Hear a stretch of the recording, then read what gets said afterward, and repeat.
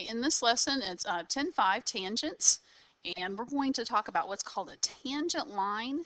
This has nothing to do with like sine, cosine, and tangent when you think of trigonometry. A tangent line is a ray or a line or a segment that's in the same plane as a circle, and it intersects the circle in exactly one point. And that point is called the point of tangency. So in this case, we have line AB here. Obviously highlighted it a whole bunch. And it's just touching at a single point on our circle, and that is called the point of tangency. So we only touch the circle in one point. If we have two circles that share a tangent line, that line is called a common tangent. And you can see that we have circle F and we have circle G, and then we have line L here that is going in between the two circles, and we have a point of tangency on G, and we have a point of tangency on circle F. So since they share that line, that's called a common tangent. In the case where the two lines are the two circles are touching each other, they share a common point. And then if we draw a line right through where they're touching, we have another line of tangency there. You can sometimes draw more than one tangent line as well. So we can do this multiple times.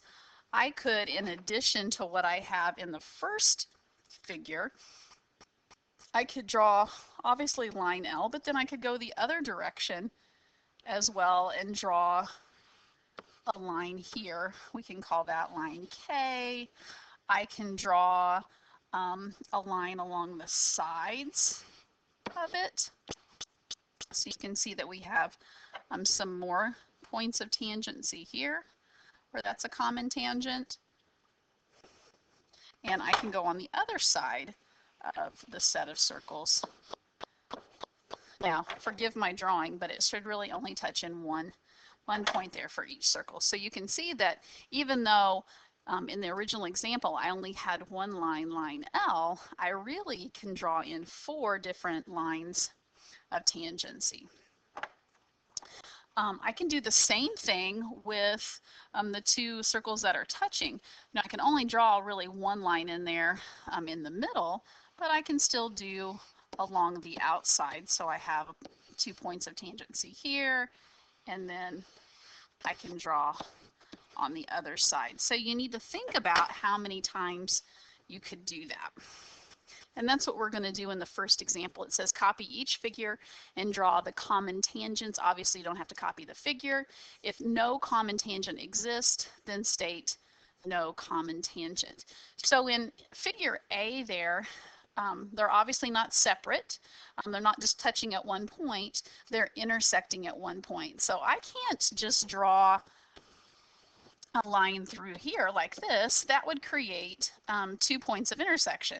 And a tangent line only has 1 point. So I can't use that one, but I can draw along the side here. And so I have a common tangent line above it, and then I would have actually another one, if I could draw a little bit better line, another one below it. So in this first figure, I have 2 lines of tangency. In figure B, I have 2 separate circles, and so I can draw lines of tangency in between the circles. I could do maybe one here, and then another one coming across the other side. And I also can do my lines of tangency above and below. So there's another one and another one. So for the second one, it has 4 lines of tangency.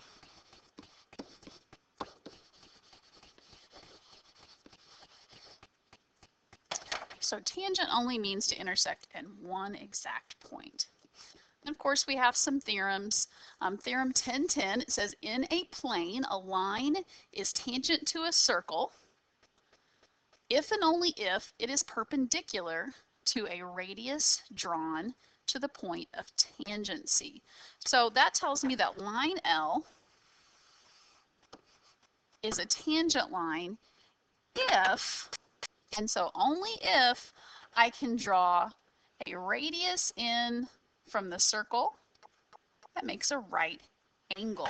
Since this is an only if and only if, it goes both directions. So if the radius makes a right angle with the line of a line,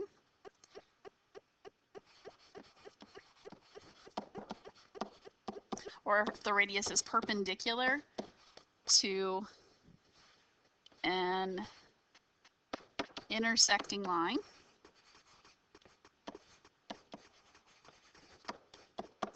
then that line is a tangent line.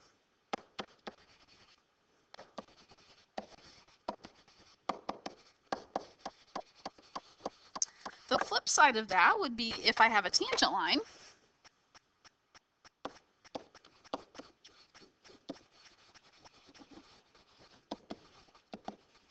then the radius would be perpendicular to it.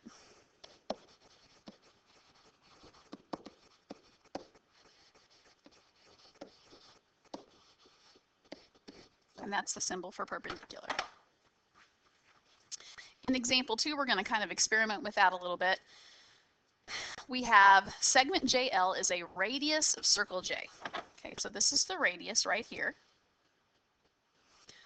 Determine whether KL is tangent to J and justify your answer. So is KL, is that tangent at point L to the circle? The only way that we can tell if it's tangent, so that it intersects in one point, is if KL and JL are perpendicular, okay, if they make a right angle. So that's really my question. Is segment KL tangent? That's what I want to know. And so I can see that I actually have a triangle here. If, and this is an if the radius and the tangent line are perpendicular, so if I make a right angle, then I know it's tangent. So is this a right triangle is really what I'm asking. I don't know for sure. I'm going to test it out, and the test for that is the Pythagorean theorem.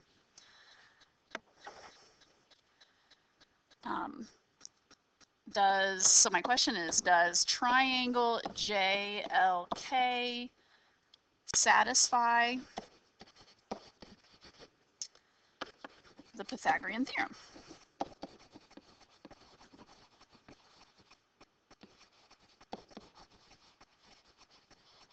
If it does,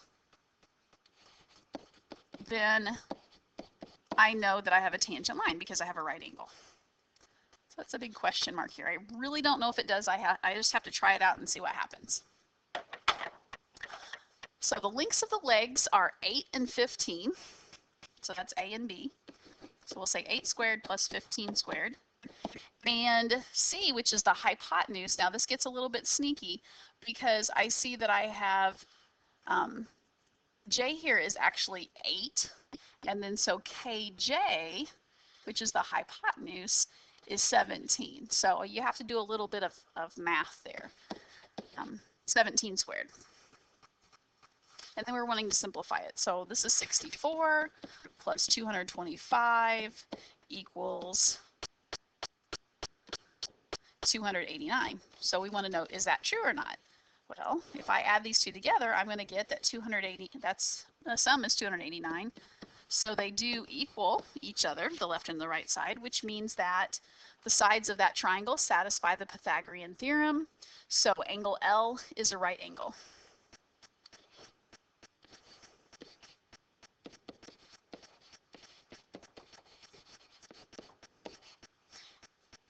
And that means that KL is tangent to circle J.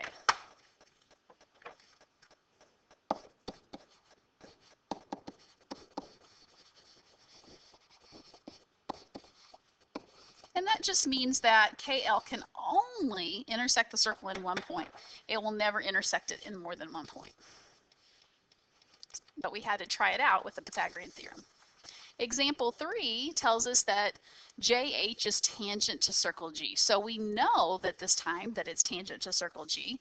And if that happens, then the tangent line is perpendicular to the radius. So I know that this is a right triangle, which means that I know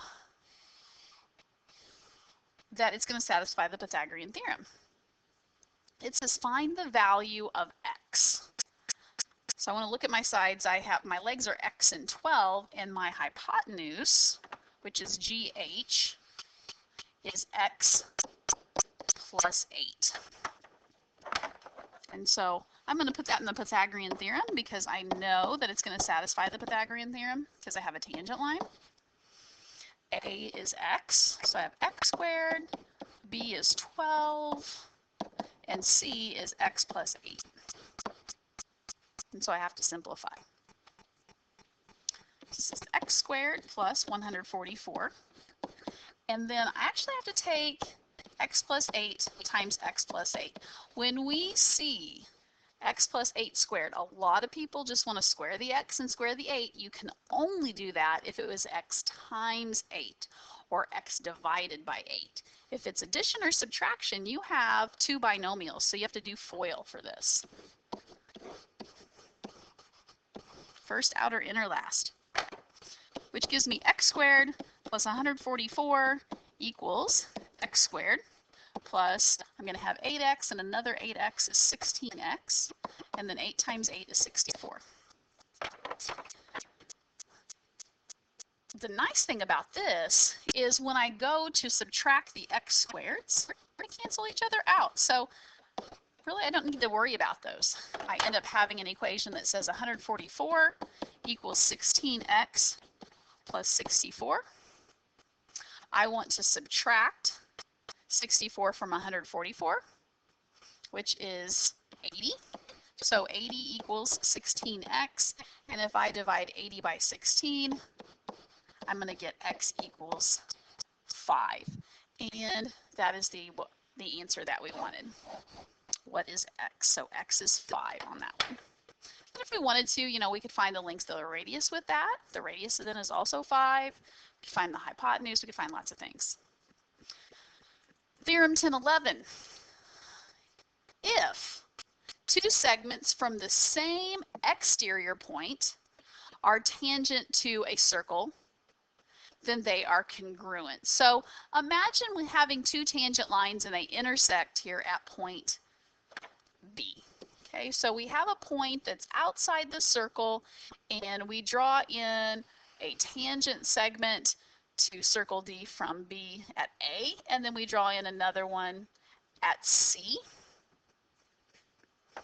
And what I find out is that those two lines then, if they're both tangent from the same point, they are congruent to each other. So if you kind of look sideways, it kind of looks like a little party hat.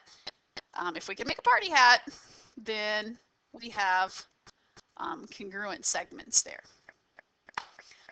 Example 4, it says AB and CB are tangent to circle D, and you can see that they both originated from point B. So we have that scenario where we have two segments that are tangent to a circle that originated from the same point. When that happens, those segments that are created, AB and CB, are congruent. So AB is congruent to CB, which means they are equal to each other. So I can use the expressions to solve for x.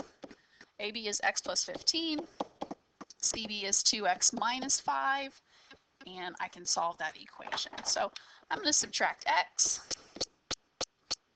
from both sides. I get 15 equals x minus 5, and then we'll add 5, and I get x equals 20. And for this problem, that's what I wanted, is what does x equal? So x equals 20 there.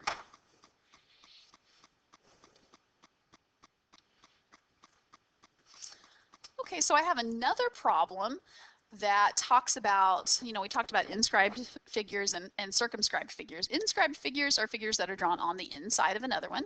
Circumscribed figures are ones that are drawn on the outside. And it says a polygon is circumscribed about a circle if every side of the polygon is tangent to the circle. So in order for the circle to be circumscribed, the circle has to be touching all of the sides of the figure. And so what happens is we have a bunch of tangent parts. And so these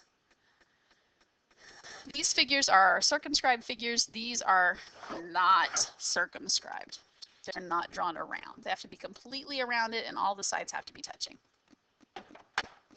So it did say that we actually have a bunch of tangent parts when we do that.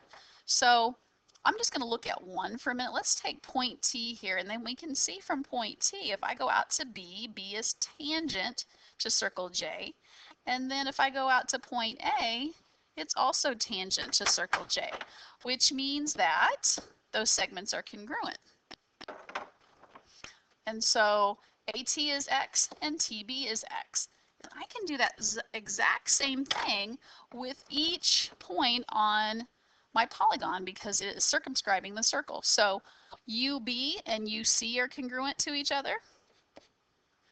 RC and DR are congruent. SD and SA are congruent to each other. Because I know that, then I can fill in some missing segments that I didn't know to begin with. So since UC is X, UB is X.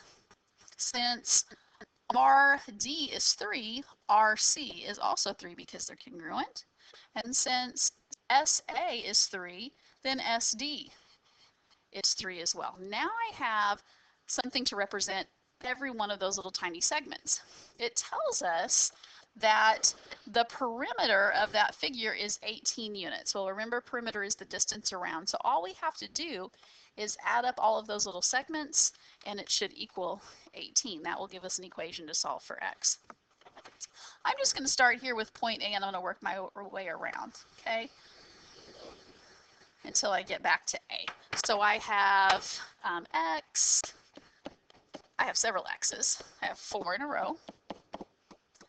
Now I'm down there to point C, and then I have 4 3s in a row. So that's the complete distance around. All those little segments equals 18. Then I can combine some like terms here. I have 4 x's, so that would be 4x. I have 4 3s, which is 12, equals 18. Then I'm going to subtract 12. So I get 4x equals 6. And then we'll come back and divide by 4. And if I take 6 divided by 4, I'm going to get 1.5. And it's perfectly okay to give me a decimal here since it comes out nice and even and there's no repeating. Okay, guys. For geometry, 1A and 3A, you're going to do page 735, numbers 1 through 8 all. And if you're in honors geometry, you're going to do page 736, numbers 10 through 26, the evens. You guys have a great weekend, and I will see you later.